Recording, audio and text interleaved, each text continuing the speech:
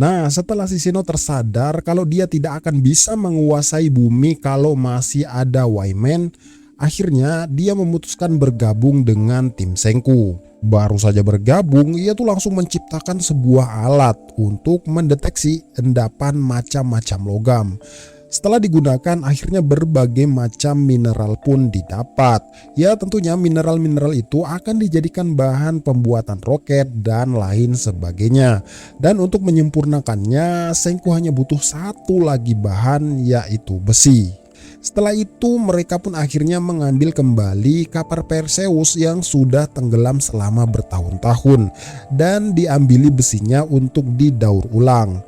Karena memang besi di Amerika itu sangat-sangat langka, guys. Setelah mendaur ulang dan mencampurkan beberapa mineral, akhirnya terciptalah super alloy, yaitu baja nirkarat, yaitu baja yang tidak bisa berkarat. Dengan baja itu, Seiko ini masih sempat-sempatnya, guys, menciptakan makanan kaleng yang bisa awet dan tidak basi, dan lanjut membangkitkan warga sekitar.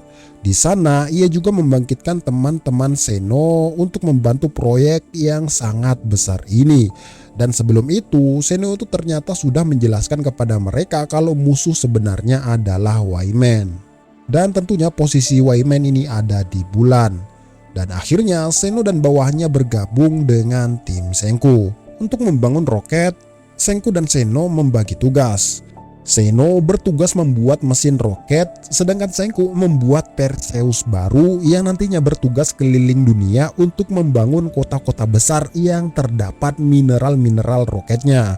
Dan ternyata super alloy yang mereka ciptakan masih level 1, guys. Sedangkan roket membutuhkan super alloy yang berkualitas tinggi. Maka dari itu, Seno menciptakan alat untuk mengupgrade super alloy mereka. Setelah menyatukan kekuatan dan membangkitkan penduduk-penduduk setempat, akhirnya terciptalah kota super alloy yang berfokus menambang material-material alam. Karena untuk menciptakan kapal Perseus membutuhkan bahan bakar yang sangat banyak dan di daerah hutan Amazon ini tidak ada bahan bakar minyak. Akhirnya Senku menciptakan bahan bakar organik yang tercipta dari tai yang difermentasi yang nantinya akan menjadi gas. Ya kayak biogas gitulah, guys. Tak sampai di situ saja, Senku ini menciptakan alat yang bisa mengubah bahan bakar gas menjadi bahan bakar cair. Singkat cerita, setelah beberapa bulan bekerja, akhirnya Seno berhasil menciptakan engine pesawat jet dan Senku juga berhasil menciptakan bahan bakar cairnya.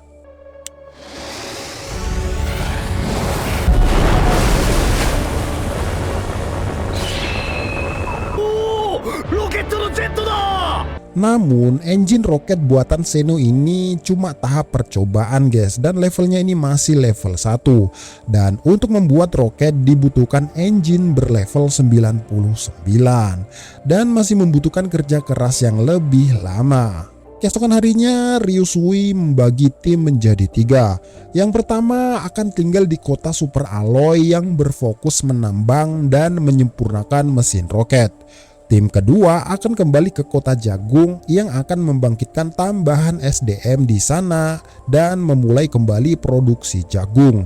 Dan tim yang ketiga akan pergi ke kota-kota baru dan membuka peradaban di kota tersebut dengan tujuan mengumpulkan sumber daya dan material roket. Singkat cerita, kapal Perseus pun akhirnya selesai dibuat. Kapal Perseus ini dibuat dengan mesin jet yang berkecepatan tinggi agar lebih cepat menjelajahi dunia tentunya. Yang dulunya cuma 300 tenaga kuda, sekarang sudah di-upgrade menjadi 10.000 tenaga kuda. Ya tentunya dengan material super alloy yang mereka ciptakan kemarin.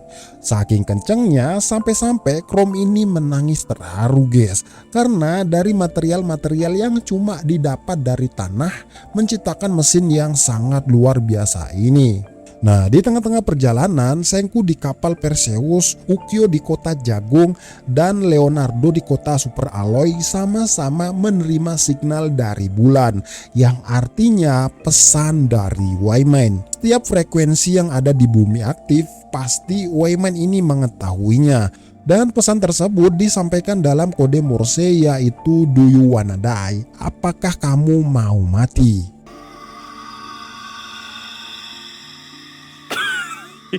Setelah itu, Gen menyuruh Francois untuk membalasnya dan tidak ada balasan sama sekali. Dengan begitu, Senku ini semakin penasaran dan makin semangat ingin bertemu dengan Wyman. Dan 3 alat yang akan dibuat untuk menemui Wyman adalah mesin roket, pesawat antariksa, dan yang terakhir adalah baju astronot. Dan sekarang tujuan mereka yang pertama ke kota Barcelona Spanyol untuk mencari pemain bola profesional. Tapi bohong.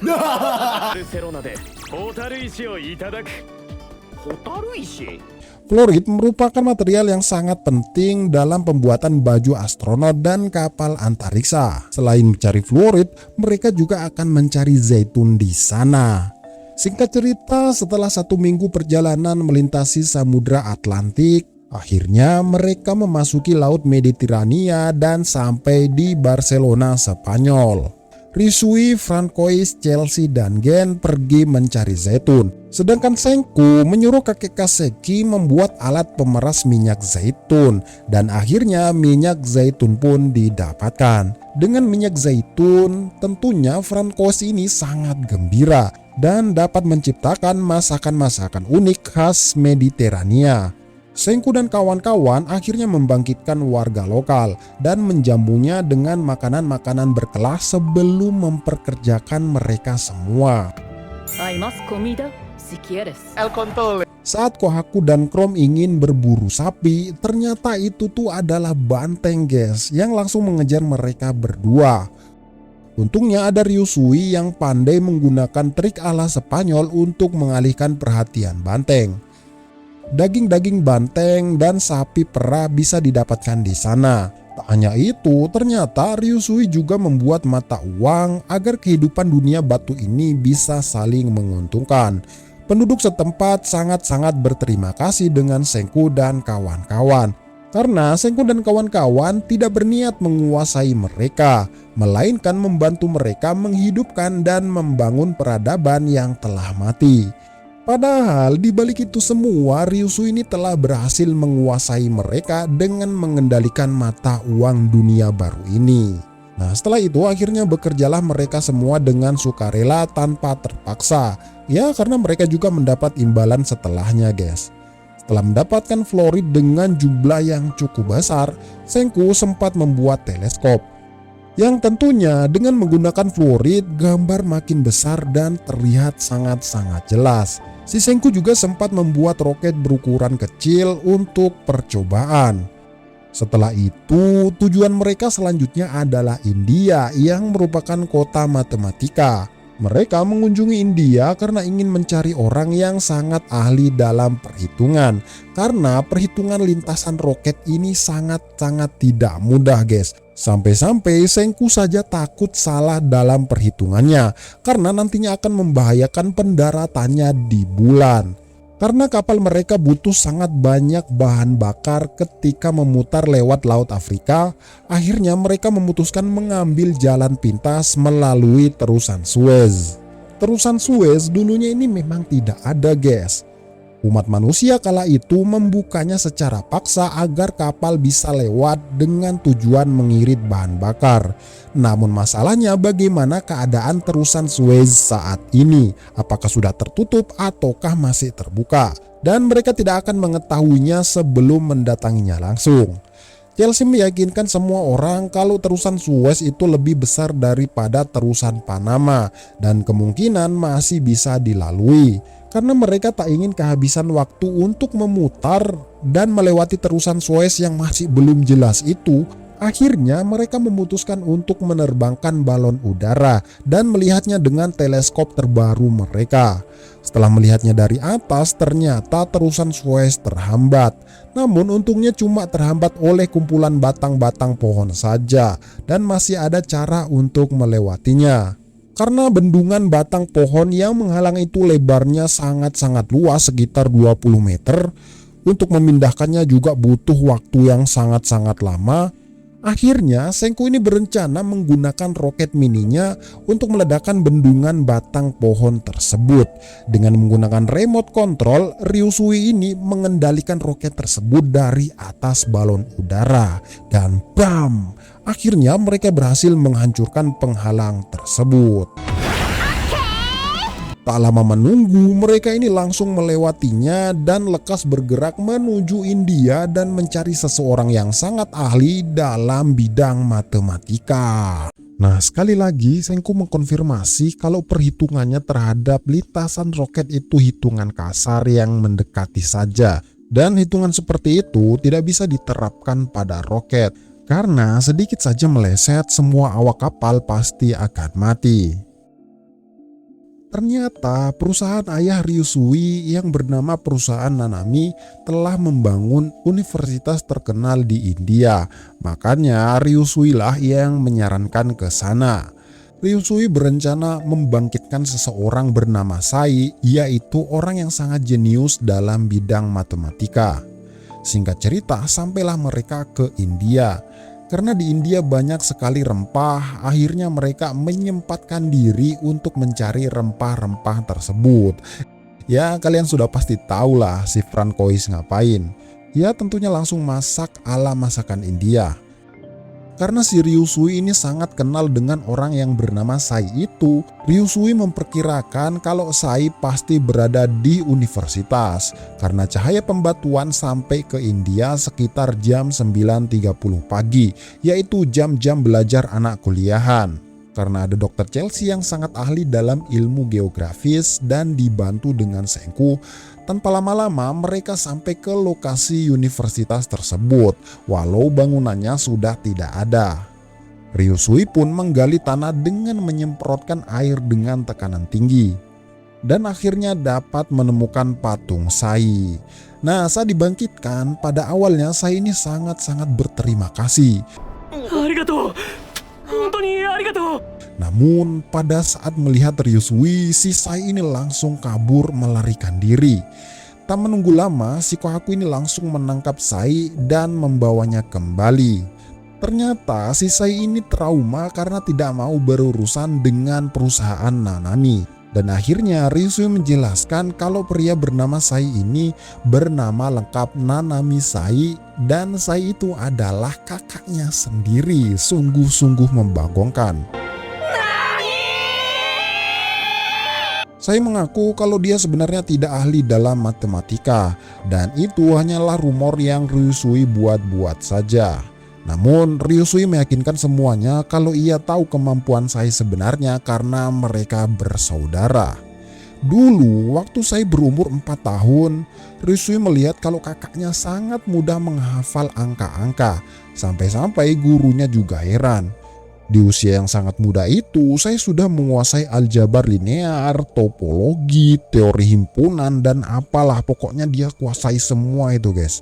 Ayahnya saya pun memaksakan anaknya untuk berfokus dalam matematika, karena kedepannya ia akan menjadi aktuaris perusahaan Nanami nantinya. Namun ternyata si Sai ini suka main game guys. Sampai-sampai ia tuh main game sembunyi-sembunyi agar tidak disuruh belajar terus-terusan. Karena suka dengan game, akhirnya bakatnya pun bangkit. Ternyata Sai ini suka ngoding dan mahir dalam membuat aplikasi dan juga game. Namun karena ketahuan ayahnya kalau Sai ini bisa buat game, akhirnya penggunaan laptop si Sai ini dibatasi dan hanya boleh digunakan untuk belajar. Dan porsi belajarnya akan ditingkatkan 2 kali lipat. Setelah ngeteh bareng Ryusui menyuruh kakaknya untuk melakukan semuanya yang ia inginkan, yaitu untuk tetap belajar dan menjadi matematikawan agar membuat ayahnya puas untuk sementara waktu. Dan ya setelah itu bisa memainkan game, bahkan membuat gamenya sendiri. Nah, semenjak dari situlah setiap Ryusui ini ketemu Sai, Ryusui selalu saja menyuruh Sai untuk bergabung dengannya melakukan sesuatu. Namun Sai terus saja menolak dan selalu melarikan diri. Dan begitulah ceritanya kenapa Sai ini sampai ke India, karena berusaha kabur dari kekangan perusahaan Nanami. Setelah sadar kalau di dunia batu ini tidak ada komputer, akhirnya si Sai ini merasa sedih dan putus asa. Sengku menjelaskan kalau mau membuat komputer yang layak setidaknya membutuhkan waktu paling cepat 5-10 tahun. Setelah itu, ia pun mengurung diri di kamarnya sambil berpikir apa yang harus ia lakukan 5 tahun ke depan di zaman yang tidak ada komputernya. Saat melihat penanya jatuh, ia akhirnya terbayang-bayang coding programan. Dan pagi harinya di depan pintu kamarnya Sai, makanan Sai ini semalam tidak tersentuh sedikit pun. Padahal aromanya itu sangat semerbak, guys. Saat Gen membuka pintu kamar Sai, alangkah terkejutnya mereka semua melihat Sai menulis bahasa program di tembok-tembok kamarnya. Sai pun merasa malu karena tidak punya pilihan selain menumpahkan bakatnya ke tembok. Bahkan si Senku pun tidak mengerti bahasa program seperti itu. Sai menjelaskan kalau semua tulisan ini adalah coding dari game Dragon Quest. Mengetahui bakat luar biasa Sai, akhirnya Senku merubah rencananya, yaitu membuat komputer di dunia batu ini. Rencananya Senku menyuruh Sai memprogram kayak semacam konsol game gitu, guys, agar bisa dijadikan alat simulasi peluncuran roket nantinya. Nah, setelah Ukyo, Taiju dan kawan-kawan sampai ke markas Seno atau kota jagung, akhirnya mereka membangkitkan teman-temannya. Bahkan membangkitkan musuh yaitu Brody dan bawahannya. Mereka menjelaskan kalau Dr. Seno bekerja sama dengan Senku membuat roket untuk menemui Wyman di bulan. Dan Dr. Seno menyuruh Brody ikut bekerja sama dengan Senku. Saat Ukyo menjelaskan kalau Senku sekarang di India dan ingin membuat komputer, ya seperti biasa guys, semua orang tuh langsung kaget mendengarnya. Senku menjelaskan pertanyaan Gen soal komputer. Kalau komputer itu simpel, yaitu hanya dunia saklar yang menyala dan mati. Kalau mati ya berarti angka 0, kalau nyala ya berarti angka 1. Ya pokoknya dunia yang hanya dipenuhi dengan angka 0 dan angka 1. Dan saat Senku memperagakan fungsi komputer bersama teman-temannya, si Sai ini masih saja putus asa karena itu merupakan teori simpel dari komputer. Dan di zaman batu ini bagaimana bisa mendapatkan komputer? Senku menjawab kalau ia bisa membuatnya dengan donat kecil ini. Dan donat kecil ini bisa disebut dengan parametron. Parametron itu cara kerjanya ya kayak ayunan listrik gitu guys. Ya pokoknya gitulah. Pada awalnya si Gen ini sudah panik karena mungkin disuruh Senku membuat parametron 800 buah. Seperti saat dia disuruh membuat baterai kecil 800 biji. Namun Senku cuma membuat 5 dulu untuk dites.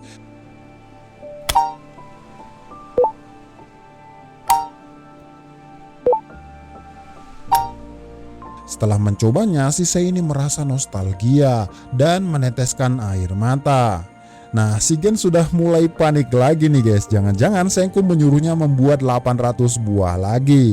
Namun ternyata tidak guys. Tetapi Senku menyuruh teman-temannya yang di sini ataupun di kota jagung untuk membuat 200.000 parametron. Senku menyuruh Yuzuriha di kota jagung untuk membangkitkan orang sebanyak-banyaknya agar bisa membantunya membuat parametron sebanyak itu. Seno pun turut membantu dengan menyarankan agar membuat fax sungguhan agar dapat mengirim data pembuatan komputer ke kota jagung. Singkat cerita, dibuatlah fax di kota jagung dengan cetak biru yang dibuat Seno yang dititipkan Taiju sebelum berangkat ke kota jagung kemarin. Sedangkan di India, Senku juga membuatnya. Setelah berhasil membuatnya, akhirnya bersiaplah Senku dan kawan-kawan berangkat ke kota selanjutnya dan menyerahkan urusan pembuatan komputer ke kota jagung. Saat Sai pamit ingin tetap tinggal di India, Ryusui menyuruh kakaknya itu untuk ikut dengannya. Namun lagi-lagi Sai masih tidak mau ikut dengan adiknya itu. Nah, pada malam harinya Sai melihat mesin fax bekerja dengan baik.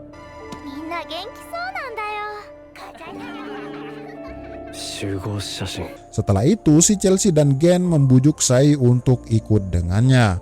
Kemudian Sai curhat kalau melihat foto kebersamaan tadi, ia tuh jadi teringat foto perusahaan keluarga Nanami karena hanya dia dan Ryusui saja yang tidak diajak berfoto karena ibu mereka itu bukan istri utama keluarga Nanami.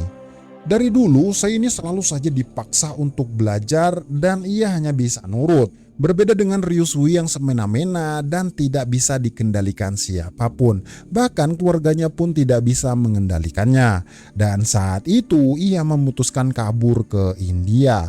Karena Ryusui selalu saja memikirkan bagaimana ia bisa memanfaatkan orang lain.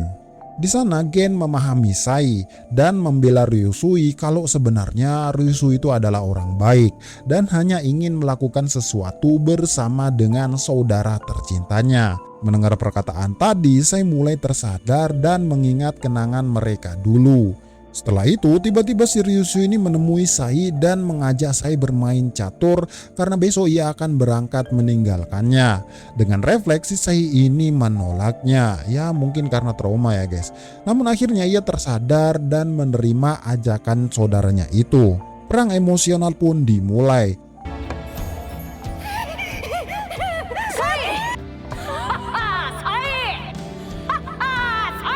Saat Sai selangkah lagi mengalahkannya, Ryusui memegang tangan kakaknya dan berkata kalau ia akan sangat bosan di atas kapal karena tidak memiliki lawan yang tangguh. Nah, keesokan harinya bersiaplah mereka melanjutkan perjalanan ke kota selanjutnya. Semua awak kapal dan perlengkapan sudah siap. Si Ryusui sempat menunggu kakaknya namun tak kunjung muncul. Dengan perasaan sedih mau tak mau si Ryusui harus meninggalkan kakaknya di sini. Namun beberapa saat kemudian ia mendengarkan suara langkah kaki yang menaiki kapal. Dan ternyata benar, akhirnya si Sai mau berangkat bersama Ryusui. Iko, Ryusui. Ishoni. Setelah Sai bergabung dengan tim Senku, akhirnya mereka berdua mulai membuat rancangan komputer yang nantinya akan diserahkan kepada Kota Jagung untuk membuatnya. Setelah itu, penghuni Kota Jagung pun sudah mulai membuat parametron. Namun ada beberapa anggota yang tidak semangat seperti Magma dan juga Yo. Akhirnya si Gen mengirimkan fax yang berisi penyelenggaraan Olimpiade Matematika dan boleh menggunakan alat. Ya tentunya agar mereka semangat mengerjakan komputer ataupun kalkulator. Walau begitu mereka tetap saja tidak semangat. Namun setelah mendengar kalau hadiahnya itu 100 juta Dragos. Nah Dragos itu mata uang yang diciptakan Ryusui guys. Akhirnya mereka langsung semangat mengerjakan parametron. Setelah menyelesaikan pembuatan parametron dan membangkitkan tenaga kerja tambahan, hal yang perlu dibuat adalah memori agar mesin komputer bisa mengingat angka. Ternyata memori terbuat dari magnet yang dicetak sedemikian rupa. Ya pokoknya gitulah guys, pusing juga Mimin ini menjelaskannya. Singkat cerita, dicetaklah magnet bulat dengan ukuran 0,5 yang nantinya akan dirangkai seperti ini guys. Yang tadinya membuat parametron sebanyak 20.000 saja sudah bikin gila. Apalagi ini Senku menyuruh Yuzuriha dan kawan-kawan untuk menjahit magnet yang kayak tadi itu sebanyak 30 juta ikatan. Akhirnya mulailah pengerjaan walaupun bikin sedikit stres. Nah setelah selesai akhirnya yang perlu mereka buat adalah alat untuk menampilkan angka yang bisa dibilang display. Namun pekerjaan itu sangat mudah bagi Joel, semudah membalikan telapak tangan. Nah saat Senku dan kawan-kawan sedang di perjalanan melewati Samudra Hindia, pertandingan Olimpiade Matematika pun dimulai. Pesertanya ada Sai, Senku, Chrome, dan peserta online terakhir adalah Magma. Pada awalnya semua orang mengira kalau Senku dan Sai lah pemenangnya. Namun ternyata si Magma yang sangat tolil ini pun akhirnya memenangkan pertandingan karena menggunakan kalkulator atau mini komputer. 5、8。合ってる。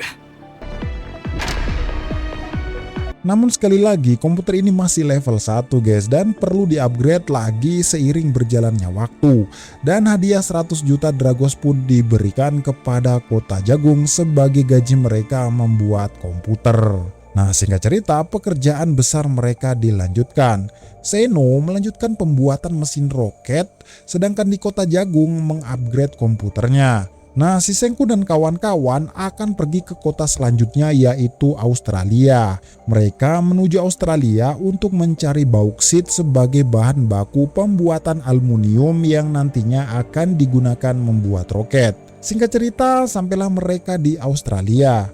Baru saja sampai, mereka sudah disuguhi bauksit yang sangat melimpah. Ya, karena memang Australia ini guys merupakan negara penghasil aluminium terbesar di dunia. Setelah itu mereka mulai membangkitkan penduduk setempat dan bekerja sama mencari bauksit. Namun karena stok cairan pembangkit dan makanan mereka habis, akhirnya Ukyo dan You datang jauh-jauh dari kota jagung mengantarkan cairan pembangkit dan juga jagung sebagai bahan makanan. Setelah makan malam dengan menu jagung, Ukyo pun menyerahkan Medusa yang aktif kepada Senku. Ukyo menjelaskan kalau sebenarnya baterai berlian buatan kakek Kaseki tidak salah karena Joel mencobanya dan ternyata bisa. Dan ternyata masalahnya jutaan Medusa yang didapatkan di hutan Amazon ternyata sudah rusak karena degradasi. Yang intinya hanya Medusa ini saja yang bisa aktif untuk saat ini.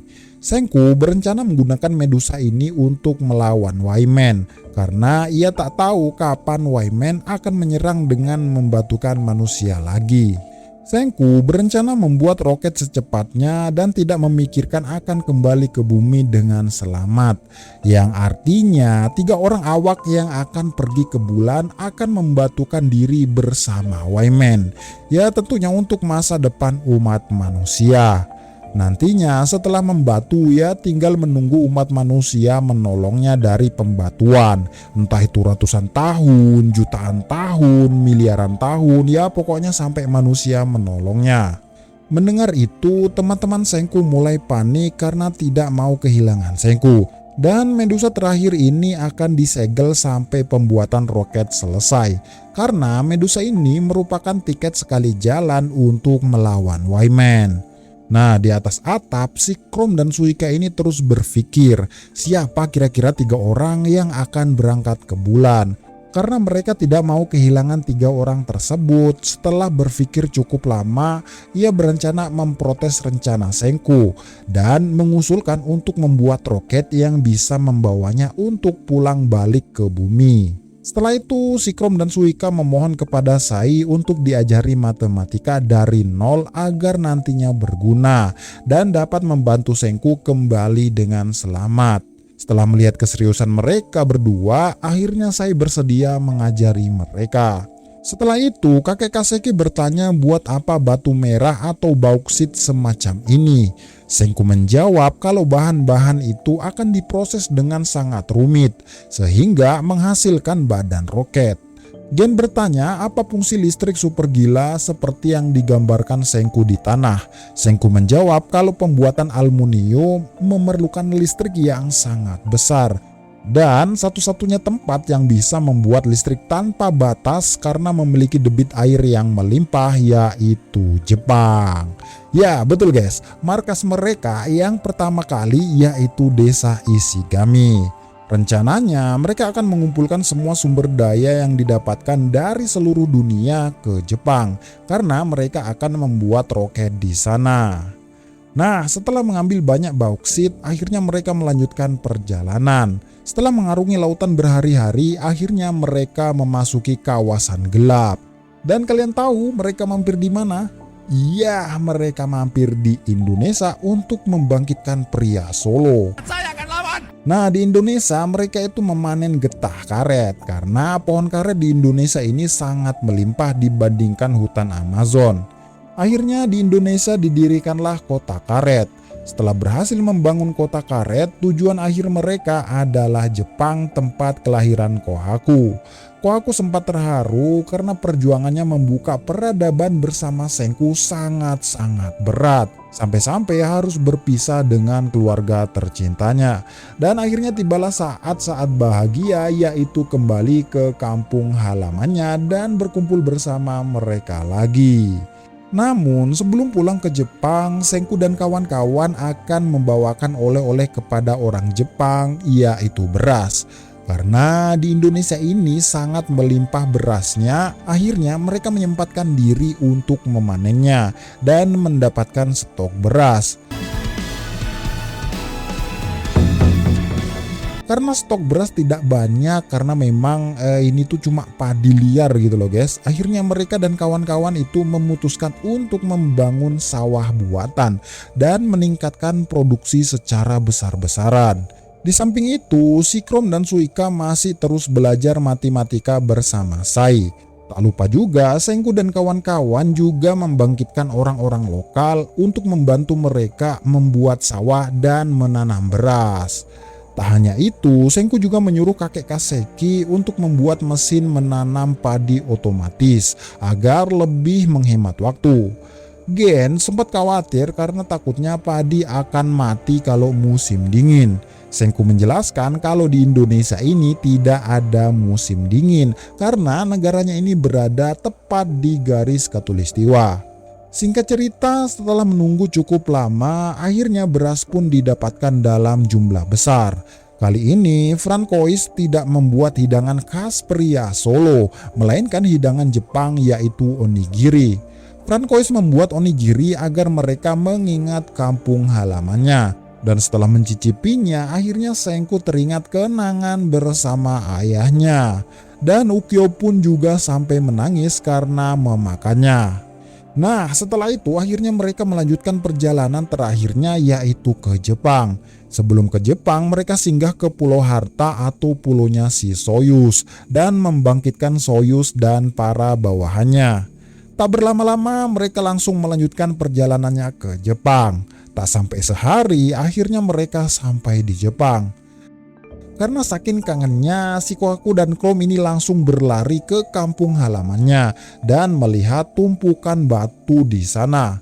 Ternyata di belakang tumpukan batu itu sudah ada banyak sekali patung-patung penduduk desa.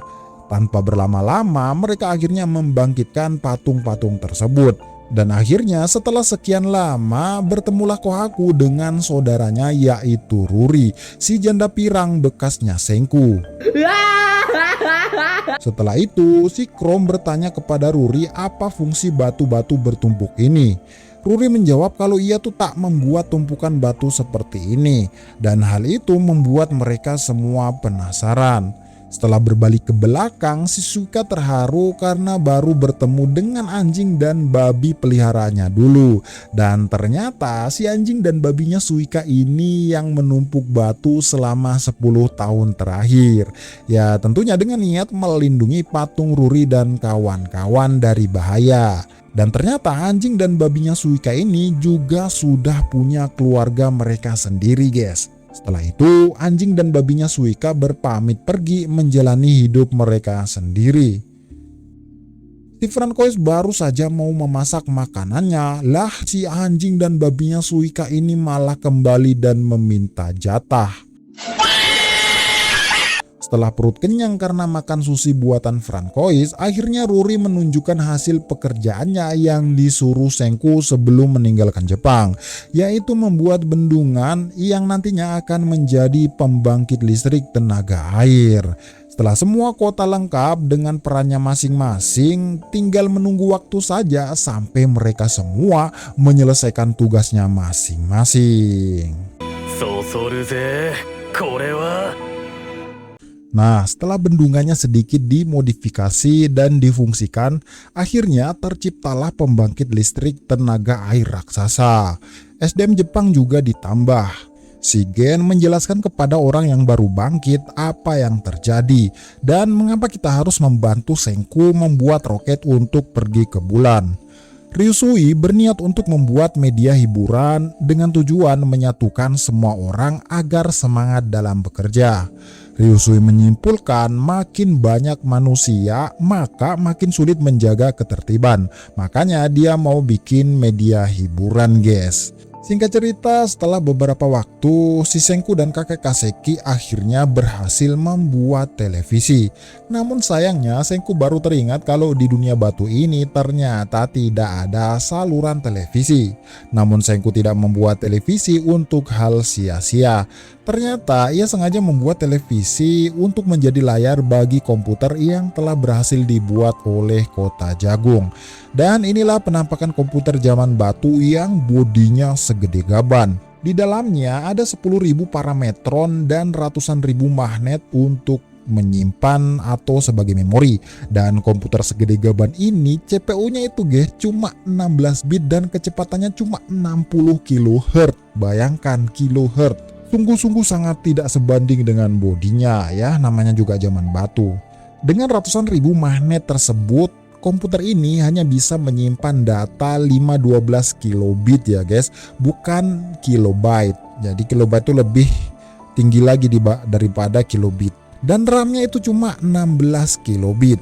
Setelah itu, Shisei memasukkan program di dalamnya dengan kertas sebagai medianya. Dan saat dinyalakan ternyata berhasil. Dan kertas yang saya masukkan tadi adalah program tentang game Tetris. Tak hanya itu saja, saya juga dapat membuat macam-macam game simple di dunia batu ini. Dengan hal tersebut, akhirnya semua orang sedikit terhibur. Setelah itu, Senku menyuruh kakek Kaseki untuk memvakum atau menghilangkan tekanan udara di dalam tabung Medusa agar si Medusa tetap aman dan tidak rusak karena melapuk. Setelah menguncinya di dalam berangkas, beberapa saat kemudian tabung itu pecah. Di sana ada Yo dan Gen yang mendengarnya. Tak lama berselang, Medusa itu tiba-tiba aktif sendiri guys, padahal tidak ada yang mengaktifkannya. Melihat cahaya tersebut, semua orang panik. Ya, untungnya radiusnya itu tidak jauh dan hanya mengenai mereka berdua. Setelah membangkitkan mereka berdua, dibukalah berangkas Medusa tersebut. Dan benar saja tabung vakum tadi sudah pecah. Nah, si Gen akhirnya menjelaskan apa yang terjadi. Kalau tadi itu sebelum dia mau keluar dari ruangan, tiba-tiba tabungnya pecah dan ada suara klik sebelum Medusa itu aktif. Dan saat si Gen menceritakan kalau Medusa itu aktif sendiri, semua orang panik mendengarnya. Dan kira-kira apa yang menyebabkan Medusa itu aktif? Untuk mencegah Medusa itu aktif sendiri, kakek Kaseki melepas baterai Medusa tersebut. Untuk mengawasi Medusa, Senku ini berniat membuat CCTV. Ia pun langsung bergegas ke kota Kagoshima dengan Perseus Mini untuk menambang selenium. Setelah kembali ke markas, Senku memproses si selenium tadi dengan beberapa racun arsenik. Ya pokoknya prosesnya gitulah guys. Dan akhirnya Senku dapat menciptakan sebuah alat yang jika lensa itu menangkap gambar, maka gambar itu menjadi signal listrik. Lalu signal itu dikirim ke layar TV dan jadilah CCTV. Melihat hal itu, Ryusui mendapat ide kalau dengan TV itu kita bisa membuat siaran langsung. Bukan hanya di Jepang saja, melainkan ke seluruh penjuru dunia. Setelah membuat CCTV dengan jumlah yang banyak, nah akhirnya dikirimlah itu barang guys ke kota-kota yang pernah dibuka. Setelah itu mereka menyiarkan siaran langsung pertandingan baseball, yaitu Jepang melawan Amerika.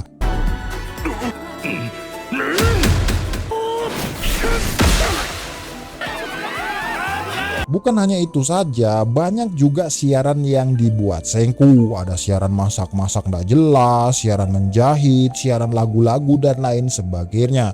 Akhirnya stasiun televisi pun berhasil dibuat.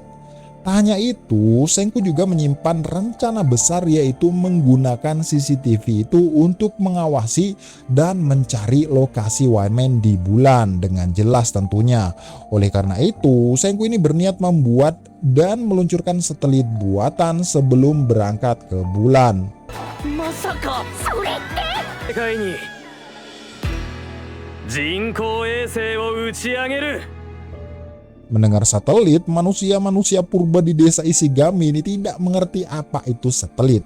Senku menjelaskan pertanyaan-pertanyaan Chrome soal satelit. kalau satelit itu tidak akan jatuh ke bumi karena di luar angkasa itu tidak terkena gaya gravitasi bumi. Dan persediaan energi di luar angkasa itu unlimited, yaitu dengan mengandalkan panel surya. Setelah itu, Senku berencana membuat panel surya dengan bahan-bahan yang didapat di Kogashima. Dengan bahan-bahan tersebut, Senku menggabungkannya dan akhirnya terciptalah panel surya.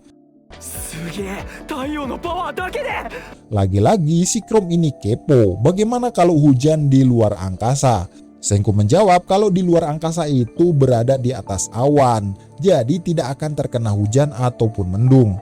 Singkat cerita, setelah 3 tahun di Pulau Harta, ternyata Soyuz telah menyelesaikan terminal peluncuran roket seperti yang Senku perintahkan. Senku dari Jepang membawa badan roket tanpa awak, dan Seno dari kota Super Alloy membawa mesin jet. Setelah menunggu 3 tahun lamanya, akhirnya inilah momen peluncuran roket pertama di dunia batu ini.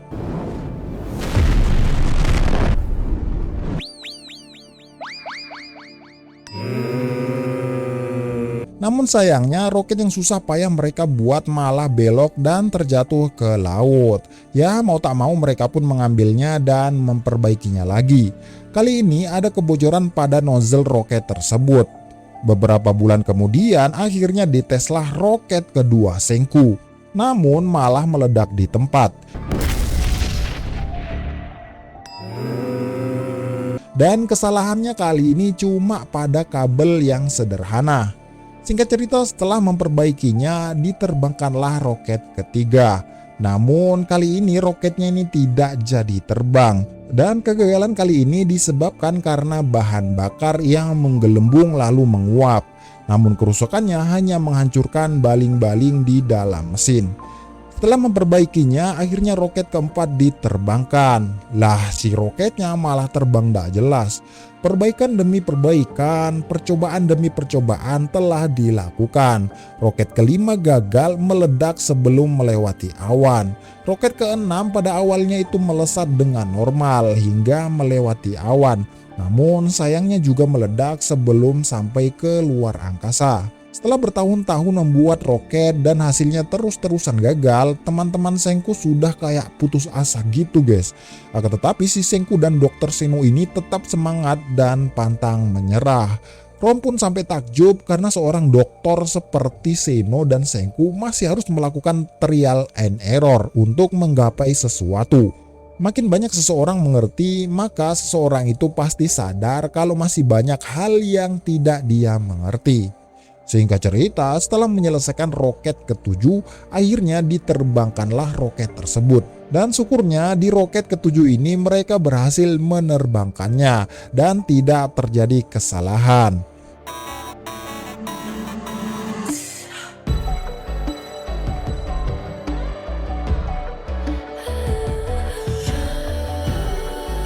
Akhirnya satelit buatan pun didapatkan.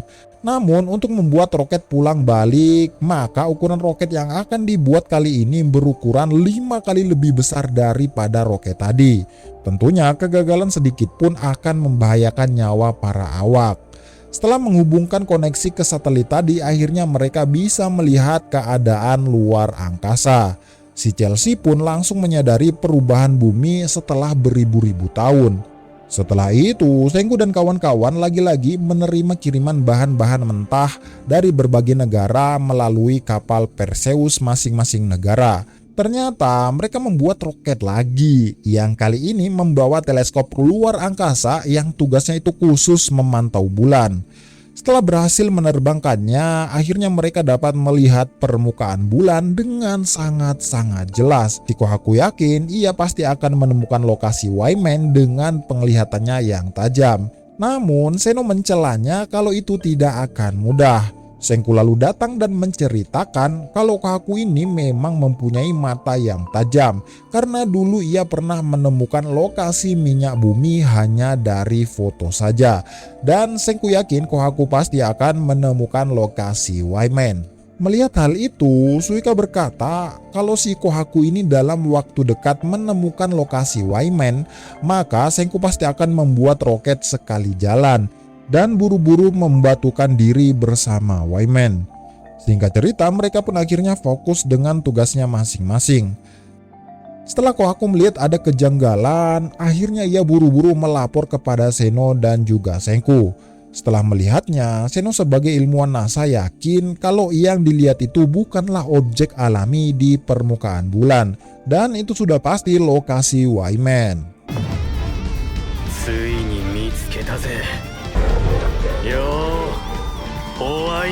Melihat Kohaku menemukan lokasi Wyman, lagi-lagi Suika ini senang bercampur sedih karena mereka pasti akan meluncurkan roket sekali jalan. Keesokan harinya, si Chrome ini menemukan ide. Dia membuat konferensi sains untuk memungut suara antara roket sekali jalan atau roket pulang balik yang harus mereka buat. Namun ya kalian sudah tahu lah guys, roket pulang balik itu sangat besar dan perlu waktu yang lama untuk membuatnya. Untuk meyakinkan orang-orang, Chrome ini mengeluarkan rancangannya, yaitu membuat roket yang terpisah-pisah. Nah, pisahan tadi akan diantarkan satu roket setiap potongan. Dan setelah mereka berhasil mengalahkan Wyman di bulan, mereka bertugas menggabungkan potongan-potongan roket tadi untuk kembali ke bumi. Kohaku dan yang lain meragukan teori Chrome yang biasanya dibilang konyol. Namun, Senku menjelaskan kalau roket ayahnya juga demikian. Senku bersama Seno ternyata tidak terpikirkan hal tersebut. Namun, melihat sejarah yang sudah ada, Seno menjelaskan kalau roket pulang balik yang dikirim secara terpisah dan dirakit di luar angkasa itu membutuhkan komponen-komponen yang sangat-sangat banyak. Ya, bisa jutaan komponen yang diperlukan. Walau demikian, Chrome memohon kepada teman-temannya untuk melakukan pemilihan suara. Siapa yang memilih membuat roket pulang pergi atau roket sekali jalan. Dan akhirnya dilakukanlah demokrasi pertama di dunia batu ini. Ternyata Sise sudah menyiapkan sistem untuk pemilihan suara. Setelah para pembesar kerajaan Sais memilih suara, akhirnya suaranya pun keluar dan pemenangnya adalah membuat roket pulang balik. Semua orang pun senang dengan keputusan itu. Setelah itu, Sise ini iseng-iseng membuka hasil suara yang dipilih tadi. Ternyata hasilnya semua orang memilih untuk membuat roket pulang balik walaupun memerlukan kerja keras dan waktu yang lama. Setelah itu, Ukyo menemui Senku karena tadi ia mendengarkan rencana gila Senku bersama Seno. Akhirnya Senku mengaku kalau rencananya kali ini yaitu membuat internet untuk menghubungkan semua orang di belahan dunia mencapai satu tujuan. Untuk membuat internet, Senku menjelaskan kalau bahan yang kurang adalah daun teh Ekomia.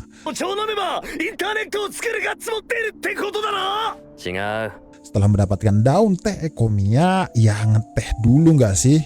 Nah, setelah ngeteh, Senku menjelaskan kalau seluruh bagian dari pohon teh Ekomia ini mengandung cairan lengket. Nah, cairan yang mirip getah karet itu tahan terhadap air dan juga listrik. Ya, bisa dipakai jadi bola golf, bahkan tinta untuk printer 3 dimensi. Ternyata getah pohon Ekomia itu menjadi lapisan penting di dalam kabel internet. Karena nantinya Senku akan membuat kabel yang terhubung ke seluruh dunia melalui jalur laut. Singkat cerita, setelah menyelesaikan kabel, mereka akhirnya menghubungkan kabel itu ke Amerika dulu. Namun ya karena jaraknya ini jauh sekali guys, mereka ini akan membuat titik penghubung di Pulau Hawaii. Setelah sampai Pulau Hawaii, ya ngopi-ngopi dulu gak sih? Singkat cerita, setelah ngopi, akhirnya pekerjaan dilanjutkan. Seluruh negara bekerja sama menghubungkan kabel internet mereka. Setelah cukup lama bekerja, akhirnya internet mereka tersambung dan mereka bisa saling bertemu secara online. Setelah terhubung, akhirnya Senku dan Seno mempresentasikan planningnya untuk membuat roket pulang pergi ini dan butuh jutaan komponen untuk membuatnya. Untuk menjelaskan kepada masing-masing negara, Senku membuat papan tulis online yang nantinya akan digunakan mengirim desain secara online. 電子ペーパーを使うための電子ビームを強いやつと弱いやつの似た場所に光が残って画面にかけるように. Seno menjelaskan kalau roket ini akan membawa 3 awak dan saat hendak terbang si awak harus dalam keadaan membatu. Dan hal yang paling sulit ketika sudah sampai di bulan adalah tidak tahu misi seperti apa yang harus dilakukan di sana. Karena si Wayman ini masih belum jelas makhluk apa dan apakah sains bisa mengalahkannya. Ya, satu-satunya cara yang bisa diandalkan hanyalah Medusa. Dan untuk mencari astronot di dunia lama sangat ribet karena harus mencari lagi. Maka dari itu Zeno akan melatih 3 orang dari kerajaan sains yang akan menjadi kandidat untuk berangkat ke bulan. Dan 3 orang yang akan berangkat adalah pilot, ilmuwan, dan petarung. Yang jelas si Ryusui akan menjadi pilot saat ini karena tidak ada lagi yang lebih mahir menyetir dibandingkan dirinya. Zeno akan tetap berada di bumi sebagai pusat kendali roket. Ya tentunya Senku akan mewakili ilmuwannya dan tinggal mencari kandidat petarung. Karena si Senku ini ketahanan fisiknya kurang, akhirnya dilatihlah dia oleh Zeno, yaitu dilatih berenang untuk melatih tubuhnya dengan tekanan air yang nantinya berguna ketika memakai baju astronot. Senku sempat teringat ayahnya dulu ketika ayahnya baru mau mendaftar menjadi astronot. Setelah mengingat kenangan bersama ayahnya, akhirnya Senku mulai semangat lagi. Dan para kandidat juga dites konsentrasi. Ya jelas si Senku adalah ahlinya. Seleksi petarung pun kayaknya sudah jelas sih, si Tsukasa paling mendominasi. Namun si Kohaku juga tak kalah jago. Nah, pada malam harinya si Tsukasa ini memanggil Kohaku. Belum juga sempat menjawab kalau kenapa dia dipanggil malam-malam, si Tsukasa ini ujuk-ujuk menyerang Kohaku.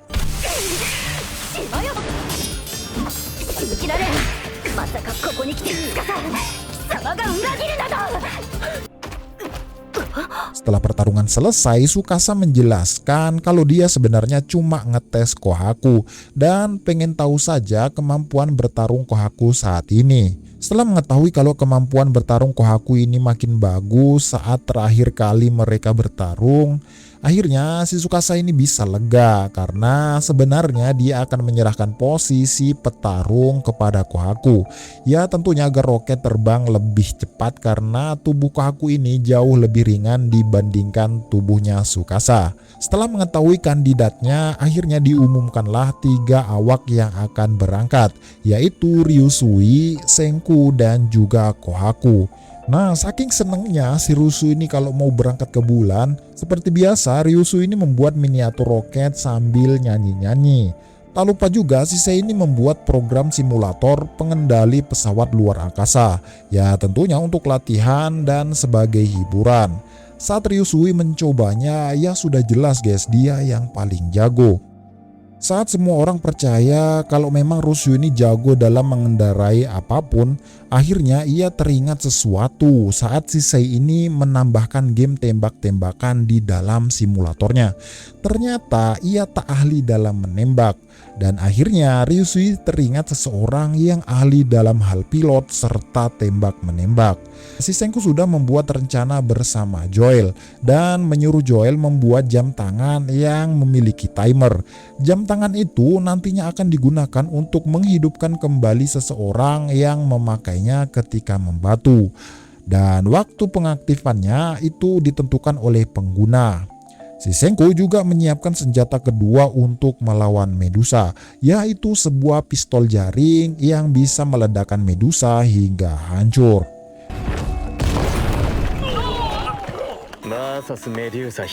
Setelah itu, mereka bertiga latihan tembak-menembak. Tentunya Ryusui lebih unggul di antara Senku dan juga Kohaku. Namun, tatapan mata Ryusui ini tak yakin dengan kemampuannya. Pada malam harinya, Ryusui ini berjalan menuju suatu tempat tersembunyi.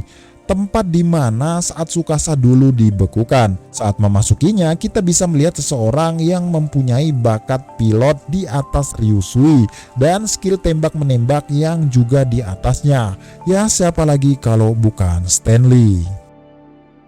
Setelah pulang dari menjenguk patung Stanley, Ryusui bertanya kepada Senku dengan menggambarkan bagaimana jika kau menjadi kesatria muda yang jatuh cinta kepada Tuan Putri dan merencanakan masa depan.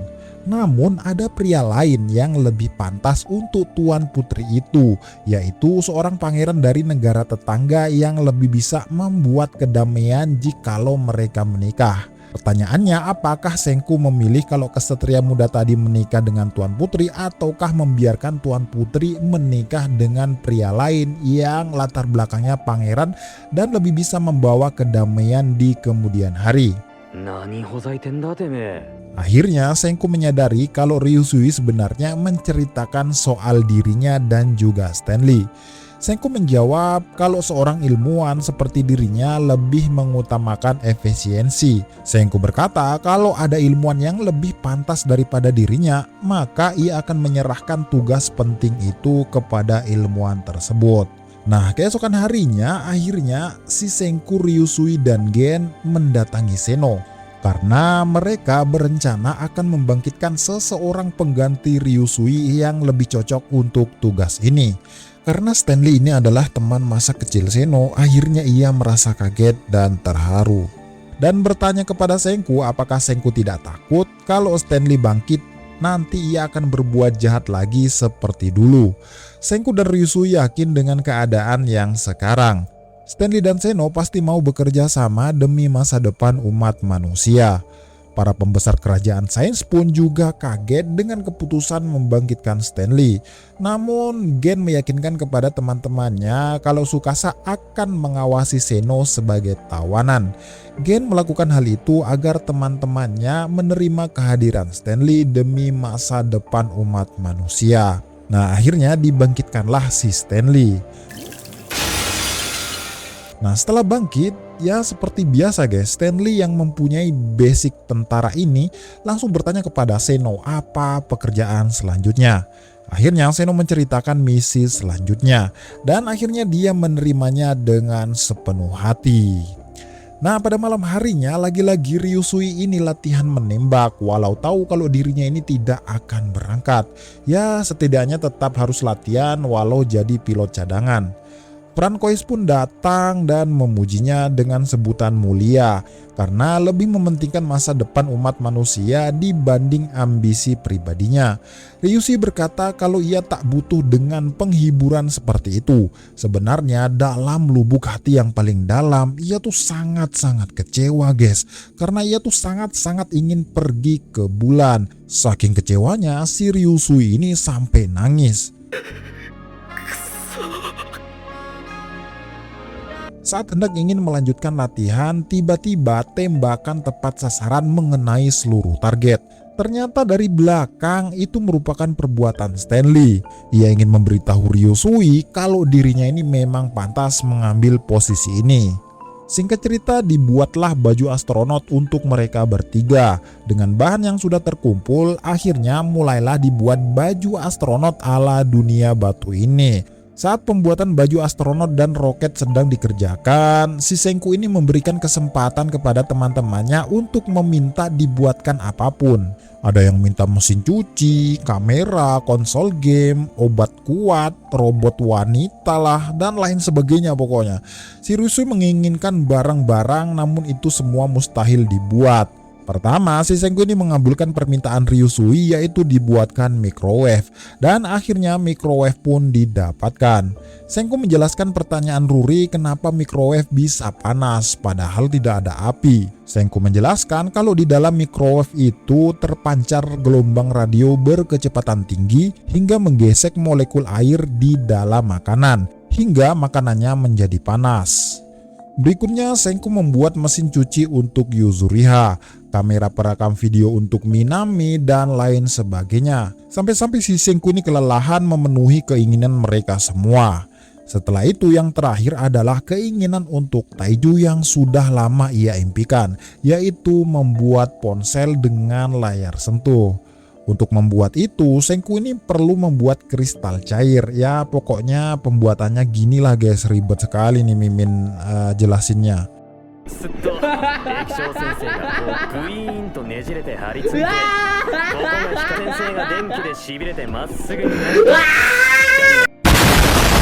Setelah menjelaskan dan membuatnya dengan sangat-sangat ribet, akhirnya didapatkanlah smartphone dengan layar sentuh. Namun walaupun layar sentuh guys, smartphone dunia batu ini tidak seperti smartphone zaman sekarang.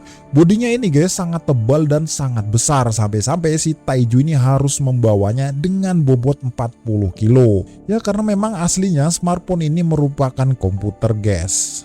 Namun ternyata si Senku ini membuat LCD bukan hanya menyenangkan Taiju saja. 大樹のためにわざわざ液晶とか作ってそれはいかにも違いそうだがなわきゃねえだろ。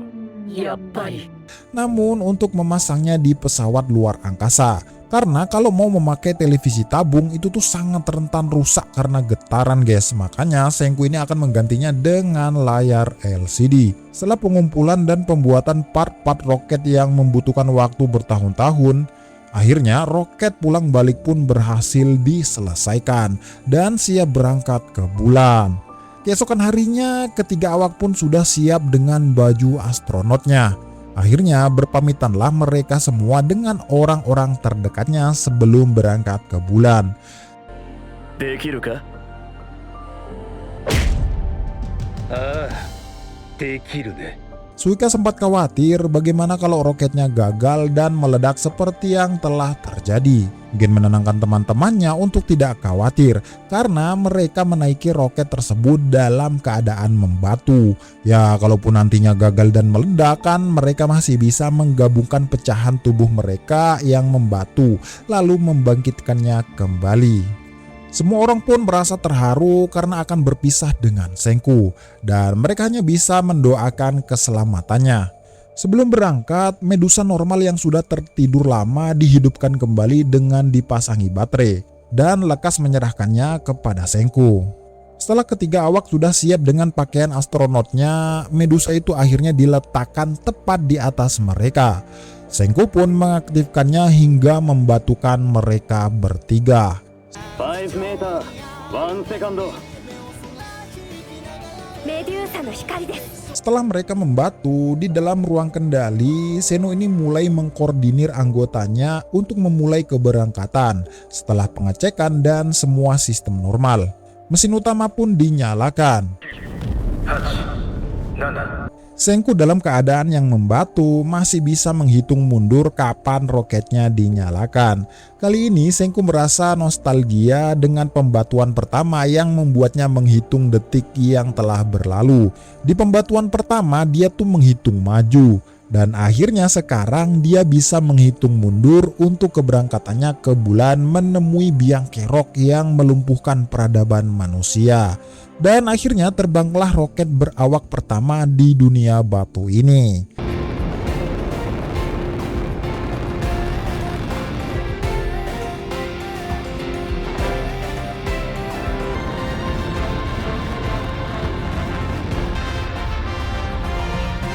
Alhamdulillah perhitungan masih normal dan maksudnya roket tidak ada kendala dan masih terbang dengan bebas. Dan alhasil roket itu pun sampai ke luar angkasa. Zeno akhirnya lega dan semua orang bergembira mendengar berita tersebut. Setelah penerbangan berhasil, sekarang Zeno memerintahkan anggotanya untuk beralih ke mode pengawasan untuk menghitung ulang lintasan orbit.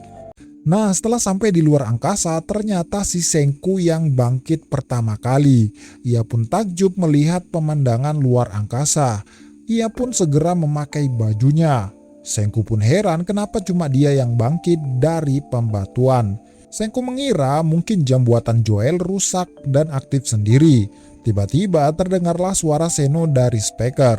Senku langsung menyimpulkan kalau ia bangkit pasti ulahnya Zeno. Zeno beralasan kalau cairan pembangkit tidak mengalir di ruangan tanpa gravitasi. Makanya ia mengetes untuk membangkitkan Senku dan ternyata berhasil. Senku menyadari apa alasan Zeno. Gen juga demikian. Walau si Zeno ini dulunya sempat menjadi penjahat, tetapi ya bagaimanapun Zeno itu merupakan teman seperjuangan ayahnya Senku. Gen menyimpulkan kalau Zeno sebenarnya memberikan sesuatu untuk Senku, yaitu waktu untuk menyendiri di luar angkasa dan menikmati keindahan luar angkasa. Setelah itu Stanley pun dibangkitkan. Saat Stanley ini sudah bangkit, dia tuh kayak biasa aja gitu loh guys. Dia tuh tak ada rasa takjub-takjubnya gitu loh saat berada di luar angkasa. Setelah itu Zeno menceritakan rancangan pesawat ruang angkasa abad 20 dulu sebelum pembatuan.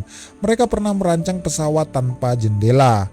Namun para astronot menolaknya. Karena melihat luar angkasa dengan mata kepala sendiri itu sangat penting bagi kesehatan mental para astronot. Stanley pun langsung bertanya kepada Zeno tentang stok oksigen yang disediakan di pesawat ruang angkasa ini. Zeno berkata kalau dia menyiapkan cadangan oksigen yang cukup besar. Mengetahui oksigen lebih dari cukup, si Kohaku akhirnya dibangkitkan.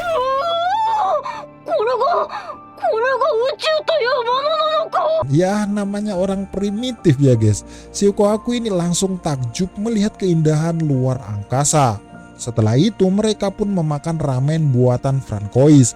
Hal itu mengingatkan kembali kepada ayahnya Senku yang juga sangat suka dengan ramen. Kohaku bertanya kepada Senku bagaimana keadaan stasiun luar angkasa tempat tinggal ayahnya Senku dan teman-teman astronotnya. Apakah masih mengambang atau bagaimana? Senku menjawab kalau stasiun luar angkasa itu sudah pasti jatuh karena tidak dikendalikan oleh manusia.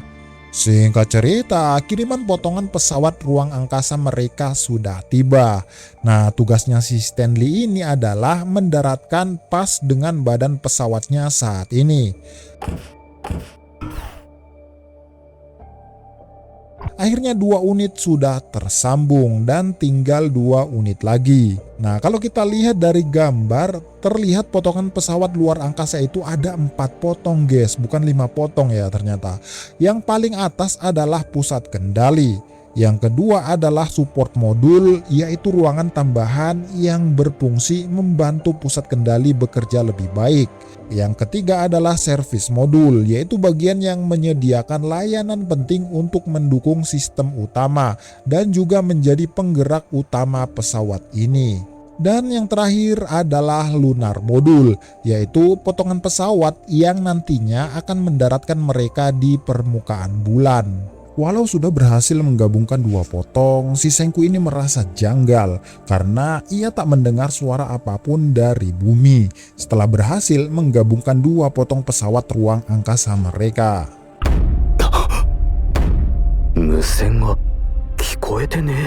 Zeno dan Senku langsung paham pasti ada yang tidak beres di ruangan pusat kendali ini. Singkat cerita, potongan ketiga pun diluncurkan dari bumi dan akhirnya tiba di luar angkasa. Namun saat Kohaku ini memegang layar yang berfungsi mengontrol pergerakan pesawat, layar tersebut malah rusak guys, hingga membuat si Kohaku panik. Dia pikir dia merusakkannya karena memegangnya terlalu kuat. Namun Senku menjelaskan kalau itu bukan ulah Kohaku, karena pasti ada kerusakan pada sistem kelistrikan bagian pesawat. Saat mulai proses penggabungan potongan pesawat, layar monitor hanya terlihat setengah. Karena ya setengahnya itu error guys.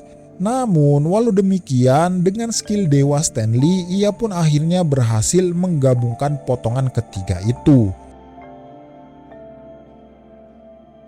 Saat Senku mengecek tempat modul kelistrikan, ia mendapati inilah biang keroknya. Ternyata ada sehelai rambut manusia yang ikut membatu karena terkena cahaya Medusa. Nah, si rambut itulah yang membuat konsleting pada papan sirkuit tersebut. Senku menyesal kenapa kita tidak dibatukan terlebih dahulu sebelum menaiki pesawat, agar kegagalan kecil seperti ini tidak terjadi. Setelah itulah malah papan sirkuitnya meledak. Akhirnya layar monitor 100% tidak bisa digunakan. Singkat cerita, peluncuran roket keempat pun diluncurkan dan sudah sampai di luar angkasa. Stanley pun menyadari kalau potongan keempat sebentar lagi tiba. Senku mulai panik karena kondensornya terbakar dan jelas tidak ada suku cadangnya di luar angkasa. Ya, mereka pun cuma bisa pasrah melihat potongan keempat yang mulai mendekat. Lah, kok potongan keempat itu bisa goyang sendiri seperti ada yang mengendalikannya, kata Kohaku. Stanley menjelaskan kalau dugaan Kohaku benar, sudah pasti ada yang mengendalikannya. Senku pun menyadari kalau potongan itu masih bisa muat satu orang, dan siapa lagi kalau bukan Ryusui.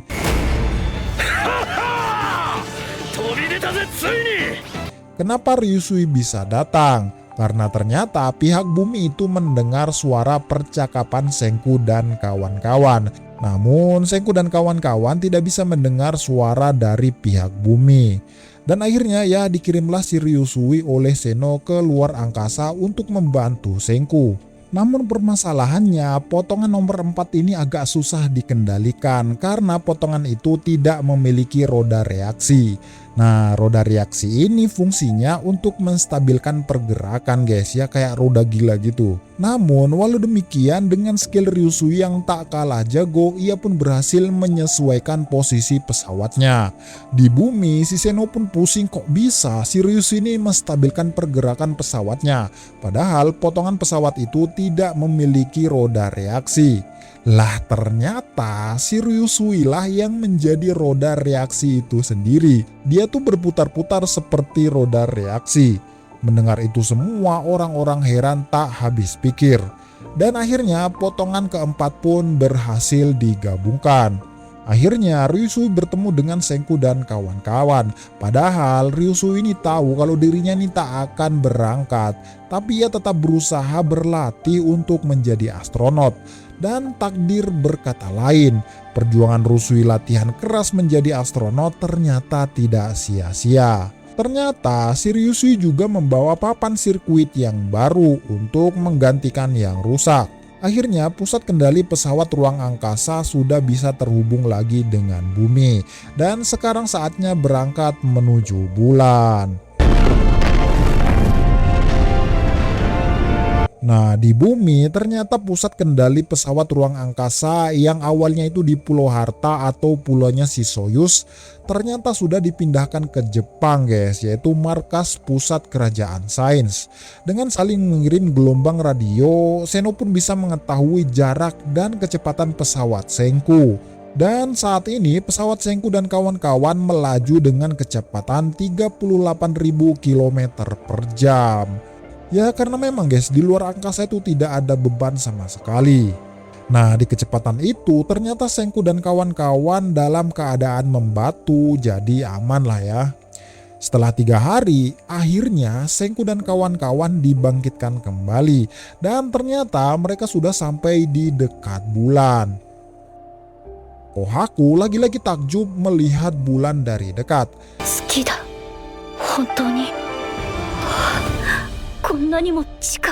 Ternyata si Chrome membuat sebuah alat untuk mengetahui posisi pesawat. Namun alat yang diciptakan Chrome itu ternyata juga pernah dibuat dulu ketika pesawat Apollo pertama diterbangkan. Karena jarak yang sangat jauh dan komunikasi ini kadang-kadang terputus, jadi si Senku dan kawan-kawan ini harus bisa menghitung dengan kemampuan mereka sendiri tanpa bantuan dari bumi.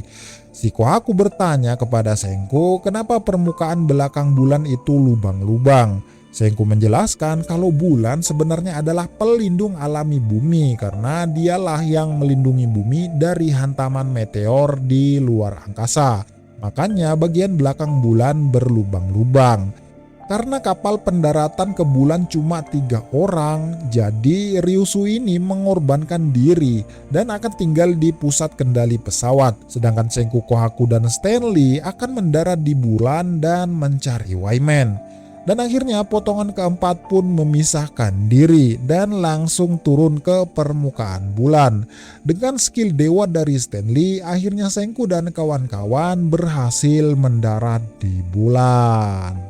Semua orang di bumi bahagia melihat mereka mendarat dengan aman di bulan. Mereka sudah menyiapkan kapsul Medusa yang dilengkapi dengan speaker yang fungsinya agar bisa mengaktifkan Medusa saat dibutuhkan.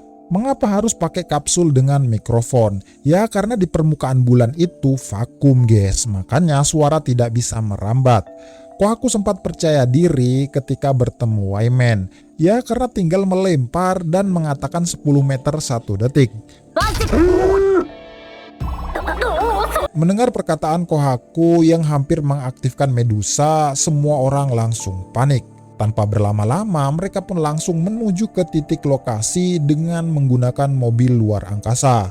Dan tujuan mereka adalah lembah Taurus Littrow, yaitu suatu lembah di bulan, tempat di mana satelit buatan Senku mendeteksi noda hitam misterius. Di tengah perjalanan, mereka sempat mendapati bendera putih. Stanley menjelaskan kalau itu bendera astronot Amerika yang pertama kali menginjakkan kakinya di bulan. Bendera itu menjadi putih karena terus-terusan terkena radiasi kosmik secara langsung. Mereka juga melihat mobil astronot Amerika yang masih utuh. Ya karena memang udara di bulan itu vakum, guys. Jadi benda-benda apapun yang ada di sana pasti akan awet. Singkat cerita, saat perjalanan, si Kohaku ini mendengar perintah Senku untuk membuka kapsul Medusa. Ya otomatis si Kohaku nurut saja. Saat Kohaku akan membukanya, ia pun dihentikan oleh Stanley. Si Senku pun juga heran kenapa Kohaku tiba-tiba ingin membuka kapsul Medusa. Stanley menjelaskan kalau Senku sama sekali tidak pernah mengatakan apapun.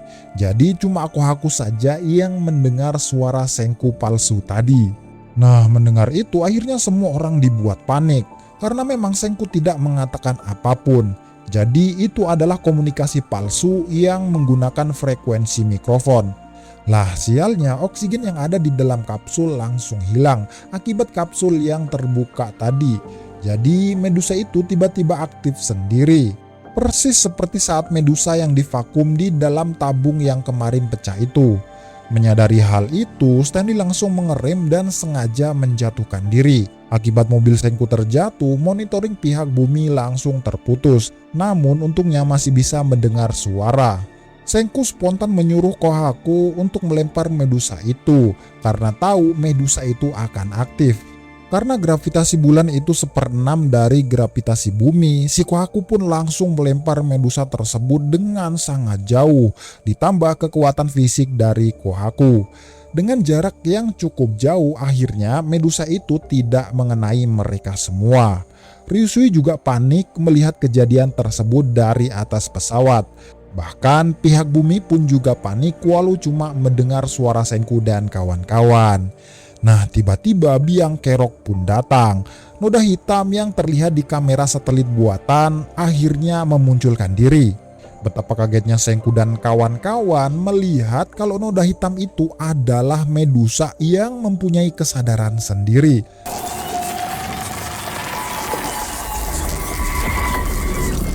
Ternyata satu-satunya Medusa yang selama ini mereka pegang juga mempunyai kesadaran dan bisa terbang sendiri seperti yang lainnya. Ternyata semua Medusa aktif tersebut bisa berbicara melalui gelombang radio, bahkan bisa menggunakan bahasa manusia, baik bahasa Inggris ataupun bahasa Jepang. Semua orang pun dibuat kaget saat Medusa itu menjawab perkataan Senku. Wyman atau musuh yang selama ini mereka anggap ada di bulan ternyata ada di dekat mereka.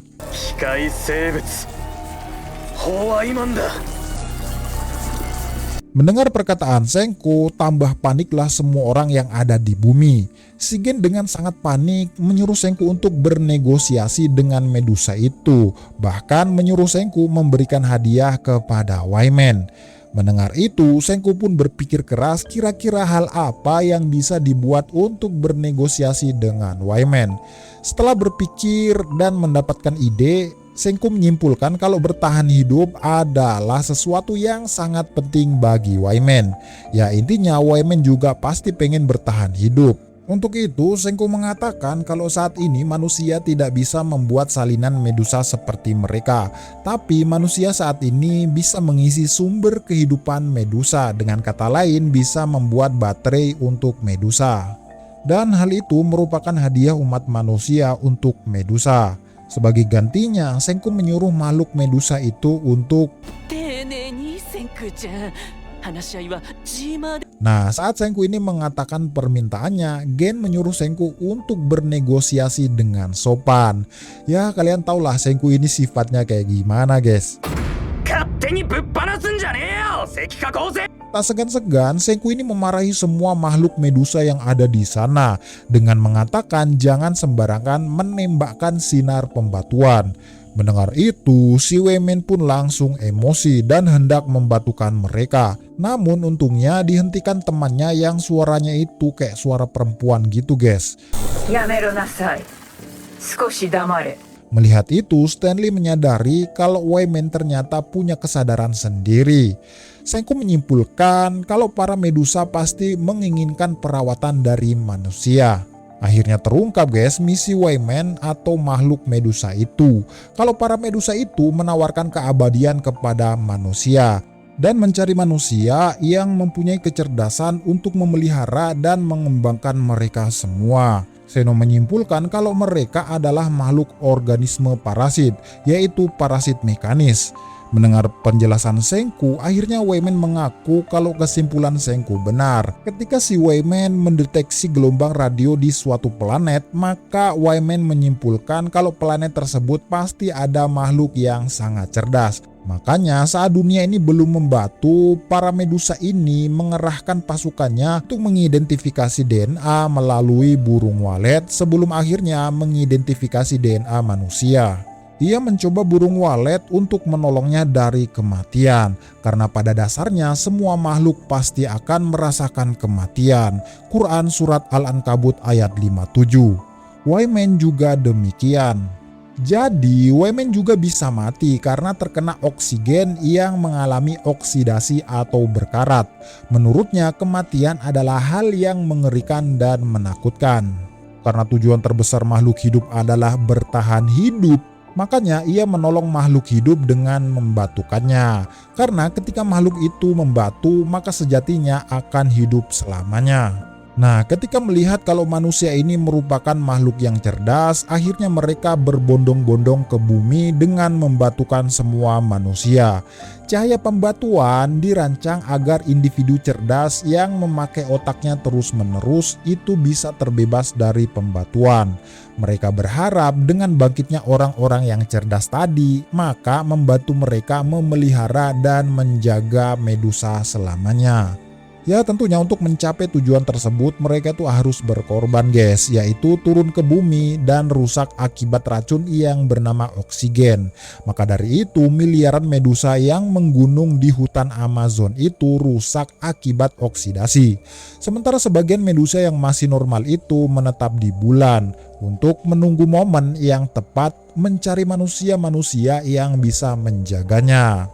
3000 tahun setelah membatukan manusia, Medusa mendapati signal dari penduduk Pulau Harta yang terpancar dari ikat rambut mereka yang sangat mirip antena, guys. Maka dari itu sebagian mereka turun ke bumi untuk mengajarkan cara menggunakan Medusa kepada mereka. Si Medusa memancarkan gelombang radio yang diterima ikat rambut manusia dan menyuruh manusia itu mengaktifkan Medusa dengan menyebut perintah jarak dan detik. Saat Medusa aktif dan membatukan sebagian mereka, lah si manusia ini malah ketakutan, bahkan memakai kekuatan Medusa ini untuk ambisi pribadi. Walau demikian, para Medusa menganggap kalau manusia yang membatu itu sejatinya terselamatkan. Sampai akhirnya bangkitlah Senku dan Zeno membuat peradaban mereka masing-masing. Namun kenyataannya manusia ini tidak memelihara Medusa. Jangankan membuat salinannya, mengganti baterai saja tidak mampu. Medusa berpikir apakah kemampuan manusia sampai di sini saja dan apakah mereka salah pilih orang. Nah, saat para Medusa berpikir demikian, tiba-tiba mereka merasakan gelombang radio dengan skala besar saat si Senku membuat GPS dan memancarkan gelombang radio. Namun, para manusia tak menginginkan kehidupan abadi yaitu pembatuan. Makanya si Wayman saat itu memberi pesan kepada manusia dengan pesan why yang artinya kenapa. Nah, dari situ para Medusa berpikir untuk menyelimuti manusia sekali lagi dengan sinar pembatuan. Tentunya untuk menyadarkan manusia betapa luar biasanya kekuatan sinar pembatuan tersebut. Saat itu, si Wyman mengaktifkan dirinya dengan cara manusia itu sendiri, yaitu rekaman frekuensi gelombang radio dari suara Senku dengan perintah membatukan seluruh bumi. Nah, jadi begitu ceritanya guys, mengapa si Wyman ini terus-terusan memberi pesan kepada Senku melalui gelombang radio, yaitu apakah kamu ingin mati? Setelah itu, si Kohaku bertanya kepada Wyman mengapa ia aktif sendiri ketika di tabung vakum. Si Wyman menjawab kalau ia tuh kaget saja. Kok tiba-tiba racun di sekelilingnya yaitu oksigen tiba-tiba menghilang guys. Dengan keadaan tervakum, ia pun bisa bergerak sendiri dan mengaktifkan dirinya untuk memberitahu kepada manusia tentang keberadaannya melalui aktivasi tersebut. Ya, kira-kira begitulah guys ceritanya mengapa si Wyman ini membatukan manusia dan mencari manusia yang bisa memeliharanya. Lantas Senku bertanya mengapa para Medusa membatukan manusia. Ya kan itu bisa membuat manusia kehilangan peradaban.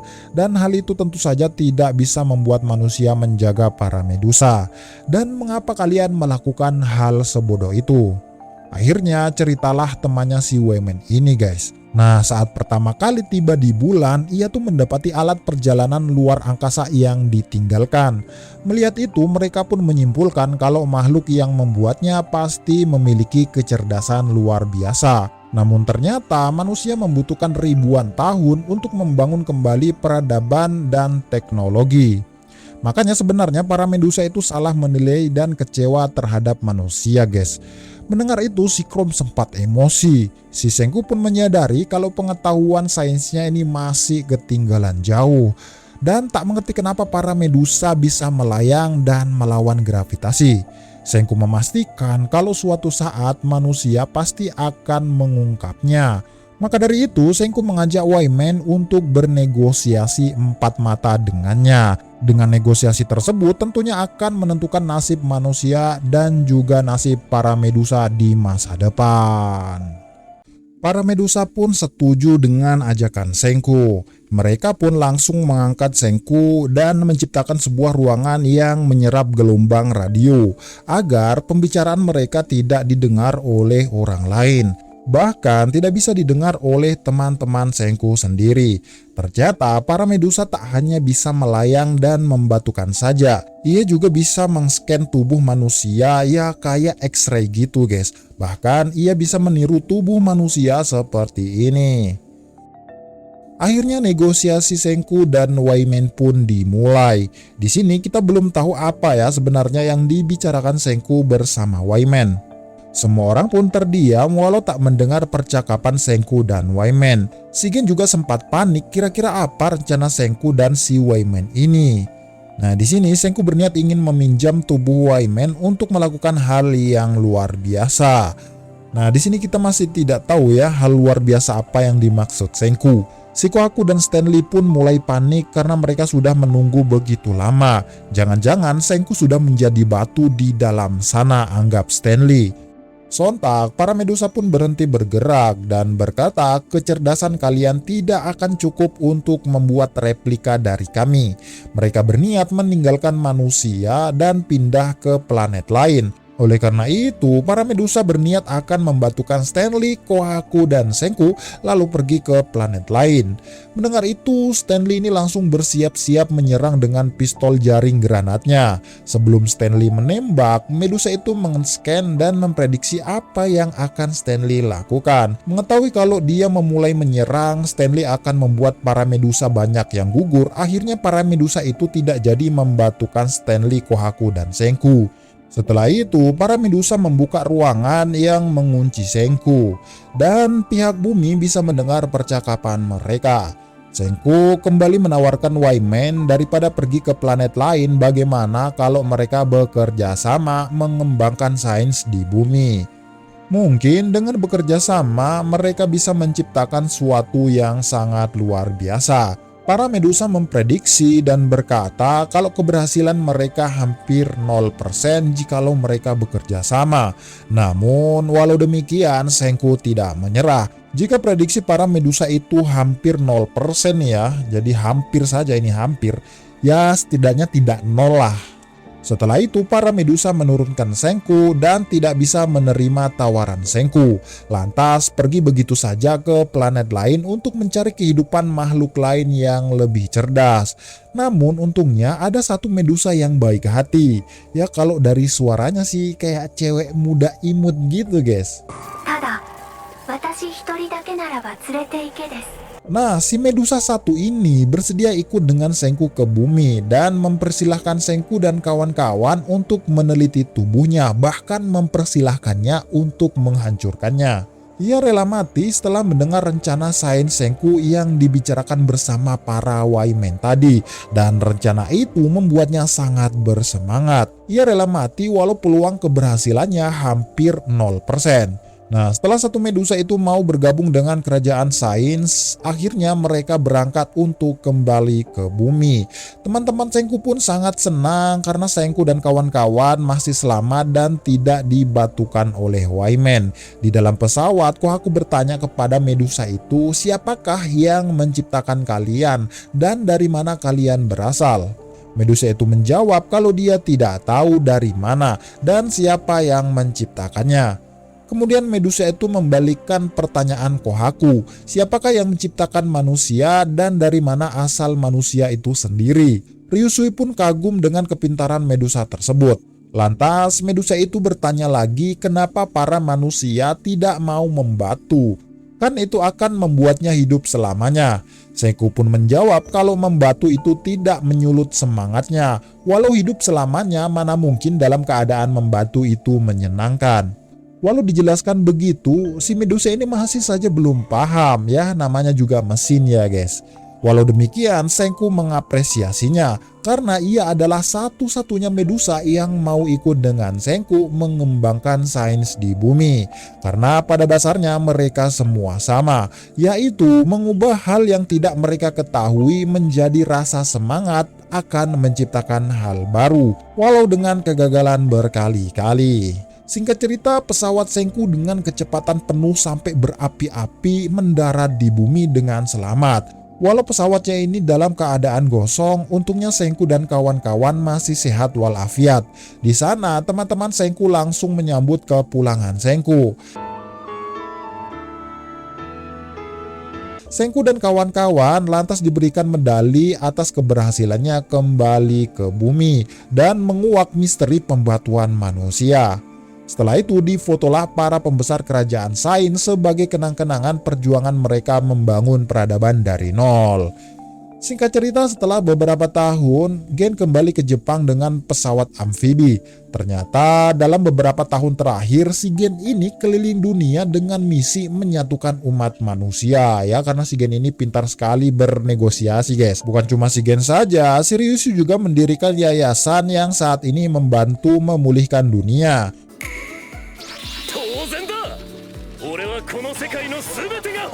Si Tsukasa keliling dunia menghadiri panggilan-panggilan untuk membuat ketertiban di suatu wilayah tersebut. Si Ukyo juga sibuk dengan para petinggi pemerintahan konstruksi. Sedangkan Magma, You, Matsukaze, Kirisame, Mos, Ginro, dan Kinro menjadi polisi.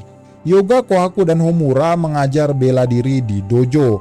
Nikki kembali bersekolah dan Luna pun demikian. Si Chelsea pergi keliling dunia memeriksa geografis dunia. Si Sai yang sibuk dengan komputernya, si Seno dan antek-anteknya juga sibuk dengan penelitiannya masing-masing.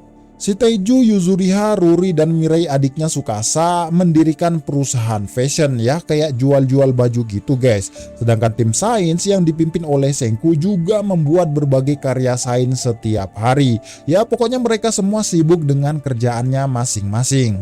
Singkat cerita, si Taiju dan Yuzuriha telah menikah. Semua orang datang ke pernikahan tersebut dan pesta pernikahan itu diadakan 2 hari. Agar bisa menyesuaikan jadwal masing-masing teman. Karena saking sibuknya tim sains di hari pertama, Senku ini menyuruh para anggotanya untuk segera pulang setelah menghadiri acara. Di sana Kohaku bertanya kepada kakaknya yaitu Ruri bagaimana hubungannya dengan Chrome. Ternyata si Chrome sudah mengajak Ruri menikah setelah proyek sains yang super gila ini selesai. Ya, walau Ruri bahagia, tapi dia masih harus menunggu kapan proyek sains super gila ini selesai.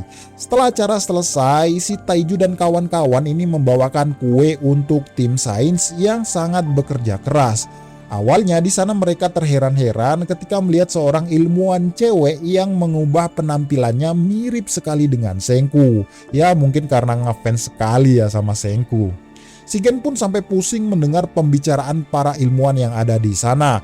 Penjelasan brutal Senku ternyata lebih mudah dipahami dibandingkan para ilmuwan tersebut.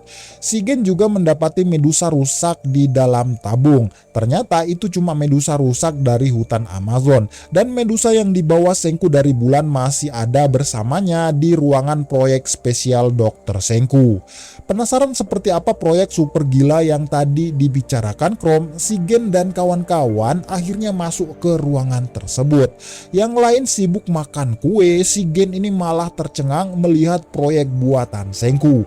Tiba-tiba medusa yang dibawa Senku dari bulan itu muncul menjelaskan proyek yang dibuat Senku. Yah, benar sekali kawan-kawan. Proyek super gila yang disebutkan tadi adalah membuat mesin waktu yang nantinya berguna untuk mencegah kelumpuhan peradaban manusia dan mencegah banyak kematian para medusa. Ya, pokoknya kedua belah pihak itu diuntungkan guys kalau proyek ini berhasil, loh ya. Gen dan Ukyo pun sampai meneteskan air mata saking terharunya jika berhasil kembali ke masa lalu. Pokoknya proyek ini akan menjadi proyek super gila yang pernah dibuat manusia yang dapat menggali aturan baru alam semesta. Dan film pun akhirnya tamat. そうそるぜこれは Nah, di akhir cerita kita akan diperlihatkan sebuah museum yang menampilkan alat-alat buatan Senku yang pertama kali dibuat di sana. Ada juga foto Senku dan kawan-kawan yang berjasa membangun peradaban manusia dari nol. Orang-orang memanggil Senku dengan sebutan Dr. Stone. Oke, kalau gitu guys, sampai di sini dulu cerita Senku season 4 part 3-nya ya. Mudah-mudahan ada kelanjutannya, entah itu langsung ke season 5 atau masih di season 4 yang part 4-nya. Ya, karena ceritanya ini masih ngambang guys, karena alat mesin waktu yang Senku buat ini belum selesai. Dan apa yang terjadi nantinya di masa lalu. Ya, pokoknya tungguin aja guys kelanjutannya, mudah-mudahan ada. Oke, kalau gitu guys, di sini Mimin pamit undur diri. Sampai jumpa di video selanjutnya.